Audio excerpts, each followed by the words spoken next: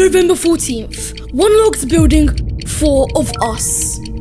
This is Sam Davidson. Told him nothing could scare him. He was wrong. This is Layla James. She knew something was off before any of us did. She did nothing. This is Alexander Birch. He built a machine to measure what was inside, where he found changed everything. And me, I was the one who unlocked the door. I said it would be fine. I was wrong about that too. By the end of the night, none of us were the same. The morning after, the news told us exactly why. On a Tuesday night in November, I stood inside a locked building and heard a voice that could not have been there. I know exactly what I heard. All 4 of us do. We have never once disagreed about it. The next morning, there was a dead teacher inside the library. A bloody knife, police tape. The school's closed for 4 weeks. We had been inside that building the night before, and we never told anyone. There is a certain feeling that happens when a building gets refurbished. The scaffolding comes down, the paint dries, a new sign goes up, and everyone looks at it and says, "There, done, new." Nobody asked what was under the old paint. The library centre at the edge of our school ground had been closed for 6 months. When it opened in November, there were banners, photographs in the local paper, oversized scissors cutting a ribbon that nobody from our school was there to watch. I walked past it every single day on the way home. I always looked at the windows. The lights inside were always off. I don't know exactly when I started feeling like something was wrong with that building. It wasn't a one thing. It was the way the workers stopped talking about it the first month, the way the foreman changed 3 times, the way the ribbon cutting had no students, no staff. The Tuesday afternoon in November, rushed and quiet and like it needed to be over. It was the silence. The certain kind of silence that hasn't been left there, been placed there deliberately. My name doesn't matter right now. What matters is what I decided to do about that silence and what the 4 of us found out when we stepped through the door. The plan started. Every terrible idea does. It sounded completely reasonable when I said it out loud. Sam was there. Sam Davidson. My oldest friend. I've known him longer than I've known most things, which means I understand exactly what it means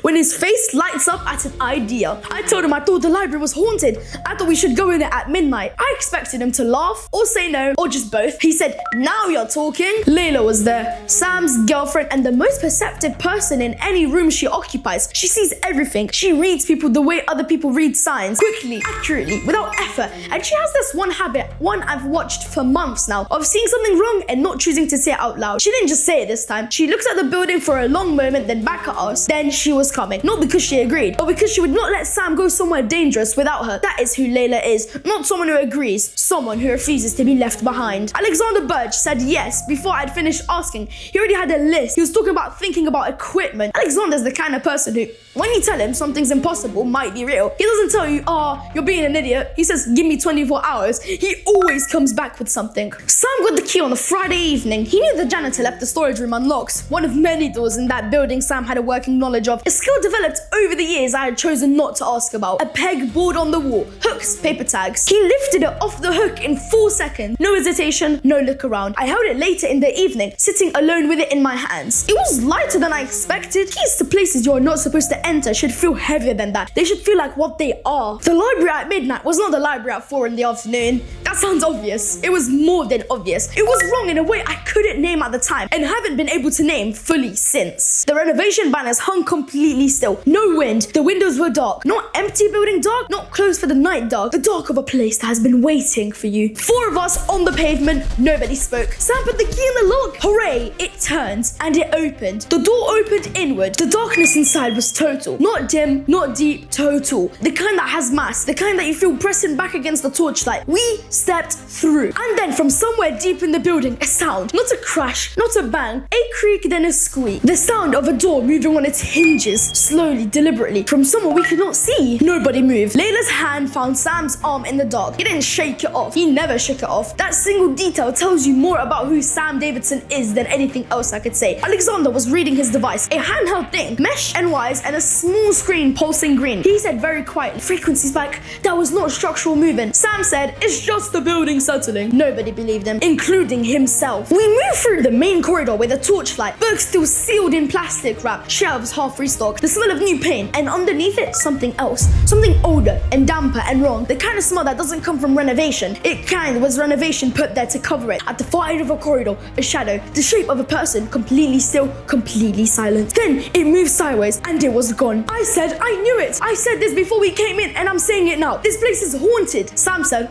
"It was nothing." I said, "Sam, look at me. That was not nothing." He looked at me, that long flat look when he does, when he's already decided something and was waiting for everyone else to catch up. Then he turned and walked forward, and we followed. Because that is what you do when it's midnight in a building that is starting to frighten you. When the person next to you refuses to be frightened, you follow, even when you have every single is telling you not to. I want you to understand something. I knew we should leave. I made a choice to go deeper. That is the part I think about the most. Not the shadow, not the voice, not any of it. The decision, that moment, that choice. A reading room, round tables, chairs from the refurbishment, some overturned, some shoved aside as though someone had left in a hurry. And in the corner against the radiator, something none of us were ready for. A skeleton, still dressed, the remains of a teacher clothing, a lanyard around the neck, glasses around the face, one lens cracked straight across the middle. Layla made a sound I have never heard from another person before that night or since. She began crying immediately, not gradually, not quietly, all at once. Sam stepped into her without thinking, his arm around her, no performance, no glance, to see he was watching. He said, "Don't look at it, look at me." I want you to understand something about Sam Davidson, the boy who walked through that corridor like he owned the dark, and the boy who held Layla in that room without hesitating, are the same person. Both of those things are true at the same time. This is what makes him so difficult to explain. That is what's part of telling this story. Alexander's device was showing readings I didn't understand. He was calm in the way scientists are calm, not with the absence of fear, but fear with a job to do. He said the ghost detector was active. He said the skinwalker frequency scanner was reading something significant. Sam's arm was still around Layla and said, "You actually built it." Alexander said, "I told you I would." 2 sentences, the most ordinary exchange of the night. In a room with a skeleton in the bloody corner. We went upstairs. I still can't fully explain why. The momentum of it, maybe, or the specific part of you that once it says up, we need to go in here. It's already been terrible. We have to just see how it goes. Alex said his readings were on the highest in the upper floor. I think that's what Sam needed as a reason that wasn't something that's compulsion. Something scientific. Something that made it a choice. The second floor was darker. The torchlight reached less. The shelves up here hadn't been touched by the renovation. Older books, older dust. The part of the building the refurbishment hadn't reached. As though something had kept the workers away. Alexander's device was humming now. Constant, low, consistent. The kind of sound that doesn't stay in your ears, it gets into your chest. The lights. Not all at once. One strip light stuttering, then another, then the whole corridor strobing, switching between absolute shadow and cold white light so rapidly the space looked like it was existed in 2 states at once, neither of them right. Then the alarm, not a fire alarm, something older, a long flat mechanical wail, the sound of a building that hasn't kept pace with the nears piling around it. Completely wrong, completely wrong. I remember thinking that twice. Alex was shouting over it, his scanner off the scale. Whatever was in this building, it was concentrated here, on the floor, in this corridor, on us. Then the alarm stopped till the light stopped. Silence.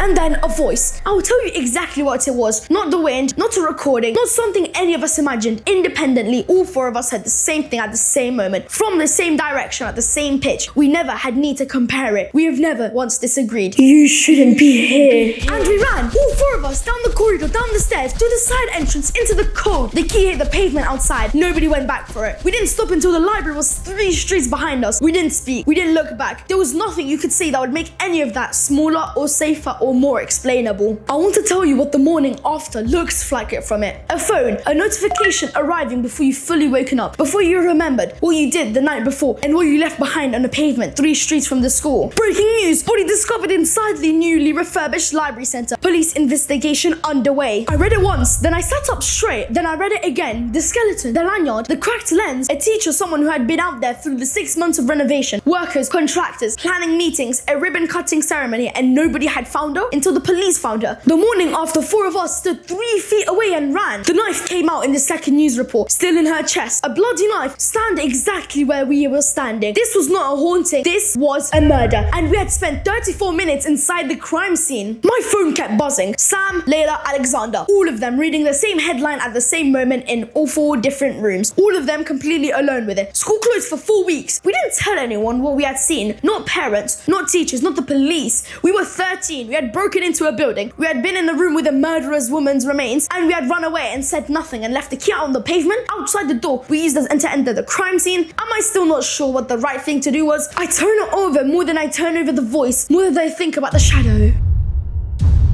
4 weeks later, first day back at school. School reopened 4 weeks ago later. Nobody explained what had been found. The news moved on the way the news always moves. The library stayed cordoned. The yellow tape went grey at the edges. On the first day back, without anyone arranging it, without a single message sent, the 4 of us ended up in the same empty classroom at the same time. Sam spoke first. That is always how it is with Sam. He said, "Nobody says anything, not to anyone, ever, right?" I said, "Agreed." Layla said, "We didn't do anything wrong. We just broke in, but we did." Alexander said, we didn't touch anything. I have the recordings. We were in and out. There was no trace of us. A silence after that, the kind that has weight.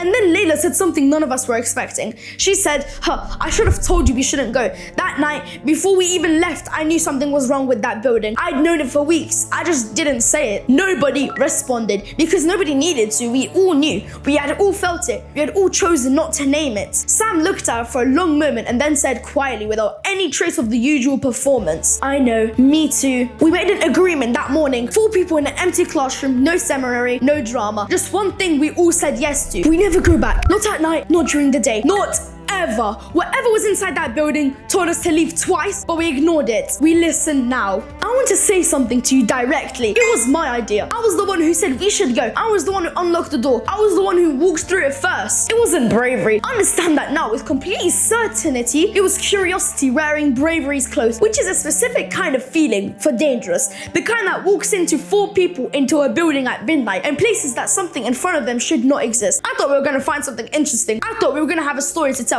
I mean, I was right about the story. I was catastrophically wrong about everything else. Here is what I understand now that I didn't understand then. That building told us to leave 3 times. The door moved along, the light, the alarm, the voice from inside the walls. We ignored the first 2, and Layla knew before we had even left school. She told us 4 weeks later in the empty classroom in front of all of us that she's known from the beginning. She hadn't just said it. I keep coming back to that. What Layla did, staying quiet about something she knew was so wrong, isn't so different from what I knew when I walked through that door. Knowing that we shouldn't have been there. We both knew, we both chose something other than saying it out loud. We both decided that the cost of speaking was higher than the cost of silence. We were both wrong about that. The distance between knowing something and saying it, that gap is where every bad night begins. I'm 13 years old. I'm in year 8. And the thing that night taught me, the thing that nothing else had to manage through everything before it, the most important sentence you will ever say is the one you are currently talking yourself out of. The library is still there, still cordoned off, still dark in every window. We still walk past it every way on the way home. None of us look at the windows anymore.